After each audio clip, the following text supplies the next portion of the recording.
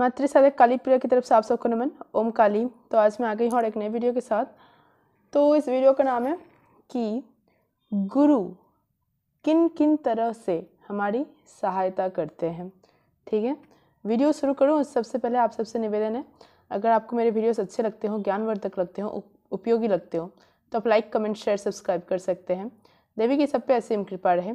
ओम काली। तो चलिए शुरू करते हैं। तो जैसे कि मैंने बताया कि ये वीडियो बेस्ड है कि गुरु किन किन तरह से हमारी सहायता करते हैं। तो मैंने 7 तरीके आपको बताऊंगी अभी जिससे गुरु हमारी सहायता करते हैं। ठीक है, अध्यात्म के मार्ग में, तंत्र के मार्ग में। तो जो सबसे पहला पॉइंट है वो ये कि गुरु से ही हमें दीक्षा और शिक्षा दोनों प्राप्त होती है ना। किसी भी मंत्र की जो दीक्षा होती है वो गुरु ही हमें देते हैं, गुरु ही हमें शिक्षा भी देते हैं कि उस मंत्र को कैसे उपयोग करना है, कितनी माला जप करनी है, क्या रिचुअल्स करने हैं, क्या क्रिया करने हैं, कौन से दिन में करने हैं, क्या क्या सामग्री लगेगा। ठीक है, वो जो ज्ञान होता है वो हमें गुरु ही देता है। वैसे तो ज्ञान अभी जब इस ज़माने में इतने सारे हैं, यूट्यूब पूरा भरा पड़ा हुआ है, उससे बुक्स हैं, लेकिन जो ज्ञान हमें गुरु मुख से मिलता है वही उत्तम माना जाता है। ठीक है, वही हमें आगे बढ़ाता है। तो ये पहला बोल दिया मैंने। अब दूसरा, गुरु जब हमें दीक्षा देते हैं तब वो बेसिकली शक्तिपात करते हैं ना।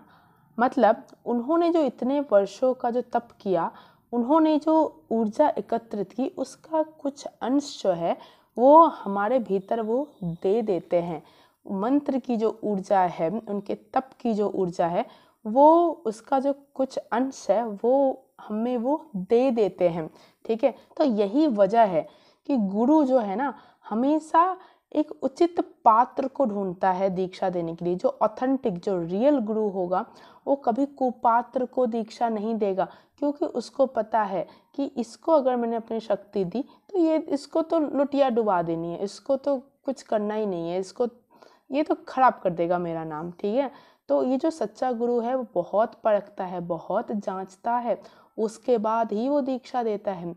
मैंने जब दीक्षा ली थी, मेरे गुरु ने भी मेरी बहुत परीक्षा ली, बहुत समय के बाद मुझे दीक्षा दी।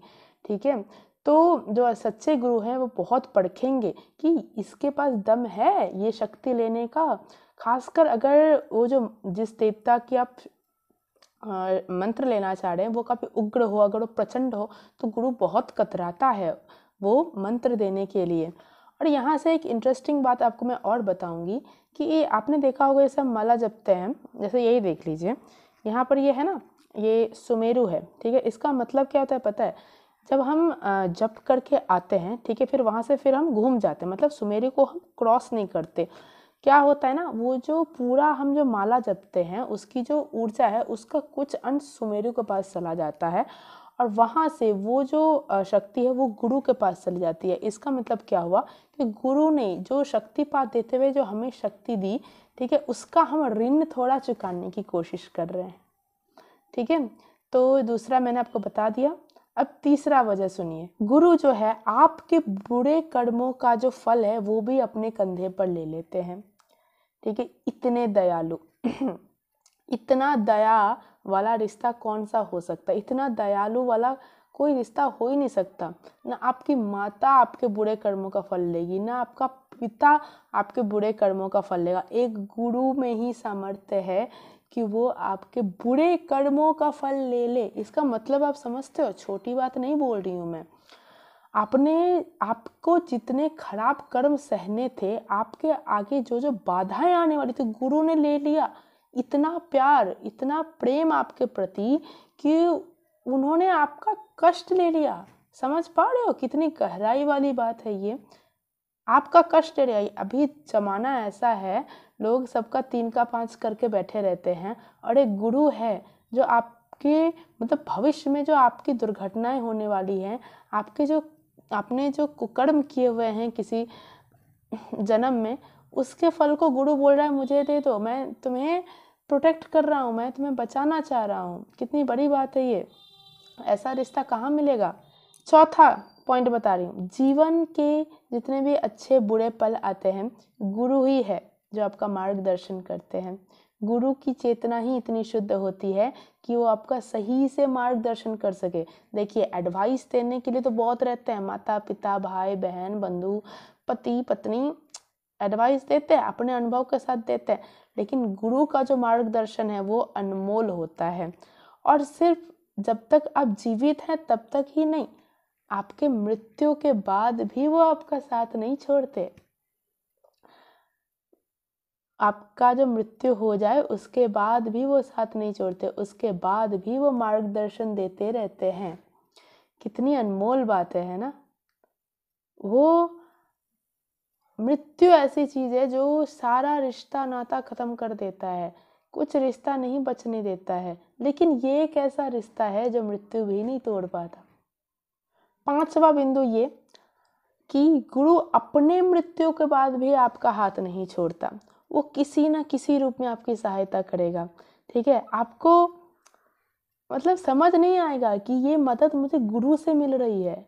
ठीक है, प्रकृति ही आपकी मदद कर देगा। गुरु प्रकृति को ऐसा मैनिपुलेट कर देगा कि प्रकृति आपकी मदद करेगा। आपको लगेगा कि ये तो ऐसे ही मदद हो गया, ऐसे ही कहीं से मदद मिल गया। मिरेकल्स आपके लाइफ में होने लग जाएंगे काफ़ी, आपको विश्वास नहीं होगा इतने मिरेकल्स हो रहे हैं। और ज़रूरी नहीं कि गुरु हमेशा खड़े होके फ़ोन पे बात करके या फिर मतलब एकदम डायरेक्टली आपकी सहायता करे। गुरु घुमा घुमा के आपकी सहायता कर सकता है, वो विभिन्न तरीके आजमाएगा। उसका मकसद है आपकी सहायता करना, आपका मार्गदर्शन करना। ठीक है, अपनी प्रशंसा लेना नहीं। तो क्या ही बताऊँ मैं, मतलब गुरु के बारे में मैं जितना बोलूँ ना मतलब कम हो जाएगा। मैं बहुत ही सेंटिमेंटल हूँ अपने गुरु को लेके, मतलब कभी बताऊंगी किसी वीडियो में। छठा जो है, गुरु आपके अहंकार को तोड़ता है। ठीक है, गुरु आपके ईगो को ऐसे तोड़ता है ना, वो भी आपको समझ नहीं आएगा, कैसा खेल खेल के वो तोड़ देते हैं। मेरे जो गुरु हैं वो ना बात को इतना घुमाते हैं कि जब वो बोलते हैं तब तो समझ नहीं आता कि क्या बोल रहे, क्यों बोल रहे हैं। ठीक है, जब बाद में मैं सोचती हूँ, अरे मेरे मन में ये सवाल बहुत दिन से चल रहा है, ये दुविधा तो बहुत दिन से चल रही थी, गुरु ने ऐसे जवाब दे दिया। ठीक है, फिर कितने बार मेरा ऐसा हुआ है कि गुरु ने मुझे कुछ बोला, ठीक है, और उस टाइम तो मुझे कुछ उतना अंदर में मेरे दिमाग में गया नहीं, बाद में देख रही हूँ 1 हफ्ते बाद, 10 दिन बाद जो गुरु ने मुझे बोला वो खुद ब खुद मेरे जीवन में घटित हो रहा है। मतलब मेरे अंदर वो बदलाव खुद ब खुद आ रहा है। मतलब वो ना एक बीज घुसा देते आपके दिमाग में, आपको समझ नहीं आएगा कैसे उन्होंने बीज घुसा दिया, लेकिन वो घुसा देते, वो एक्सपर्ट होते हैं उसमें। ठीक है, और बाद में फलित होने लगेगी, आप खुद आश्चर्यचकित रह जाओगे, ये क्या जादू है ये क्या बदलाव है। जो अंतिम है, जो 7वां पॉइंट है, वो ये कि गुरु जो है आपको अनंत प्रेम की गहराइयों में ले जाएगा। यानी कि आप मान लीजिए आप किसी भी इष्ट की पूजा कर रहे हैं, ठीक है, आप उनकी मूर्ति की, उनकी छवि की पूजा कर रहे हैं। वो मूर्ति, वो फोटो तो चलनशील नहीं है ना, वो एक जगह स्थित रहती है, और कितना भी बोलो आप अपनी चेतना को उतना शुद्ध नहीं कर पाते हैं अनटिल एंड अनलेस आप बहुत एक्सपीरियंस्ड या फिर स्किल्ड हो, बहुत सालों से कर रहे हो, आप खुद को उतना जोड़ नहीं पाते। वहीं पर गुरु का साथ जब मिल जाए, गुरु क्या है, गुरु चलता फिरता ईष्ट ही है। ध्यान से सुनिएगा, गुरु जो है चलता फिरता ईष्ट ही है। ठीक है, अगर कितने बार ऐसा हुआ है मैं बताऊंगी आपको, मतलब मैं बहुत सेंसिटिव हूँ, जब भी गुरु का बात आता है ना, मतलब मैं बहुत इमोशनल हो जाती हूँ। अभी भी मतलब ठीक से बोल नहीं पा रही हूँ, ऐसा लग रहा है बहुत कुछ है जो मेरे मुंह से निकल नहीं पा रहा है, दिल पूरा मतलब गदगदा गया है। ठीक है, मतलब कितने बार मेरा ऐसा हुआ है कि काली की पूजा मैं बाद में कर लूँगी, वो इंतज़ार कर लेगी, वो रहे थोड़ा उपास रहे, गुरु मेरा उपवास ना रहे, गुरु पहले पूजनीय है, गुरु मेरी चलती फिरती काली है। उन दोनों में क्या भेद है। मतलब इतनी भक्ति कभी कभी आई है ना मन में, मतलब छोड़ो मेरे मुंह कुछ अटक गया। तो बात वही है गुरु से बड़ा कुछ ईश्वर हो नहीं सकता। ये मैं अनुभव की बात बता रही हूँ, कुछ कहीं से पुस्तकीय ज्ञान नहीं दे रही हूँ, किसी का सुना हुआ बात नहीं बोल रही हूँ। गुरु स्वयं ईश्वर है, और जब तक ये भाव आपके भीतर ना आए तब तक आप गुरु ना बनाएं। आपसे निवेदन है, आप ठगे जाओगे। जब प्रकृति को आपको गुरु दिलवाना होगा ना, वो भाव पहले ही आपके अंदर डाल देंगे। बहुत लोग मुझे यहाँ पर बोले हैं कि मुझे गुरु बनाना चाहते हैं, तो मेरा उनसे प्रश्न है, क्या आपने मुझ में काली देखा? क्या आप में, आपके भीतर मेरे लिए भक्ति भाव उमड़ा?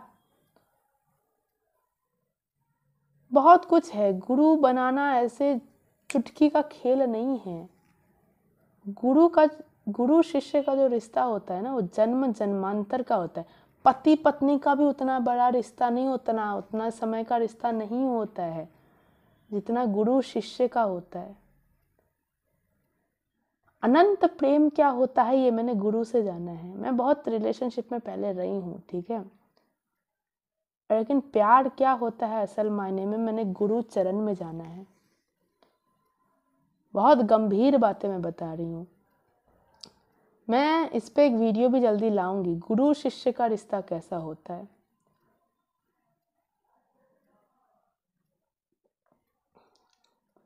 ठीक है, तो आज का वीडियो यहीं समाप्त करते हैं। आशा करती हूँ आप सबको मेरा वीडियो अच्छा लगा होगा, ज्ञानवर्धक लगा होगा, उपयोगी लगा होगा। अगर अच्छा लगे तो लाइक, कमेंट, शेयर, सब्सक्राइब कर सकते हैं। देवी की सब पे असीम कृपा रहे। ओम काली।